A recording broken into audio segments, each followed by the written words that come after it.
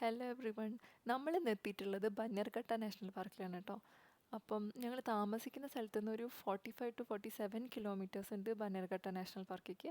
അതായത് അറൗണ്ട് ഒരു 1.5 hours എടുക്കും, ട്രാഫിക് ഒന്നും ഇല്ലെങ്കിൽ. അപ്പം ഞങ്ങൾ വീട്ടിൽ നിന്ന് ഒരു 7:30, രാവിലെ 7:30-ക്കൊക്കെ ഇറങ്ങി ഒരു 8:45 ആയപ്പോൾ ഞങ്ങൾ ബന്നർഘട്ടയിലെത്തി. അപ്പോൾ ഇത് സാൻവിനി ജാൻവിനി ട്രിപ്പാണല്ലോ. അതുകൊണ്ട് ബ്രേക്ക്ഫാസ്റ്റൊക്കെ കഴിച്ച് വീട്ടിൽ നിന്ന് ഇറങ്ങാമെന്ന് വിചാരിച്ചാൽ അത് ഭയങ്കരമായിട്ട് ലേറ്റായി പോകും. അതുകൊണ്ട് ഞങ്ങൾ ബ്രേക്ക്ഫാസ്റ്റ് പൊതിഞ്ഞ് കയ്യിലെടുത്തായിരുന്നു. അങ്ങനെ ബന്നർഘട്ട് എത്തി. അവിടെ പാർക്കിങ്ങിൽ ഇരുന്നിട്ടാണ് ഞങ്ങൾ ബ്രേക്ക്ഫാസ്റ്റ് കഴിച്ചത്. അത് കഴിഞ്ഞിട്ട് ഫസ്റ്റായിട്ട് ഞങ്ങൾ സഫാരിക്കാണ് ഇറങ്ങിയത്.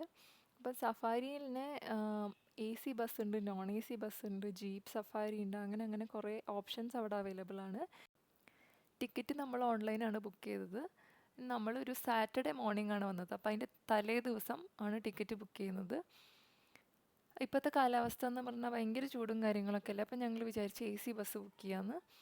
പക്ഷേ തലേ ദിവസം ബുക്ക് ചെയ്യാനിരുന്നതുകൊണ്ട് നമുക്ക് AC ബസ്സിന് സ്ലോട്ടും കാര്യങ്ങളൊന്നും കിട്ടിയില്ല. അപ്പോൾ നമ്മൾ നോൺ AC ബസ്സാണ് എടുത്തത്. നോൺ AC ബസ്സിന് പെർ പേഴ്സൺ 350 രൂപയാണ് ആയത്. അതിന് 5 വയസ്സിന് താഴെയുള്ള കുട്ടികൾക്ക് ടിക്കറ്റ് വേണ്ട. AC ബസ്സാണെങ്കിൽ 670 രൂപയാണ് per person. And jeep safari ആണെങ്കിൽ 3500 to 5700 അതിൻ്റെ റേഞ്ച്. അങ്ങനെ ഞങ്ങളെ നോൺ AC ബസ്സിൽ സഫാരി അടിച്ചു പൊളിച്ചു. ഞാനിക്കും ഭയങ്കരമായിട്ട് ഇഷ്ടമായി. സഫാരി കഴിഞ്ഞിട്ട് നമ്മൾ നേരെ പോയത് ബട്ടർഫ്ലൈ പാർക്കിലേക്കാണ് കേട്ടോ. ബട്ടർഫ്ലൈ പാർക്കിൽ പെർ പേഴ്സൺ 50 രൂപ എന്തോണ് ടിക്കറ്റ്.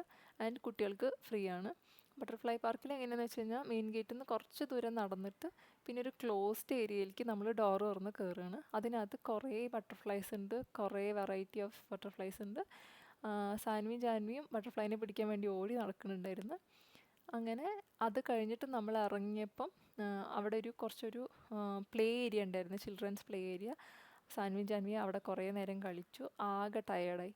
പിന്നെ നമുക്ക് വേണമെങ്കിൽ സൂലും കൂടെ പോവായിരുന്നു. പക്ഷേ ഓൾറെഡി ജാൻവിയും ടയേർഡാണ്.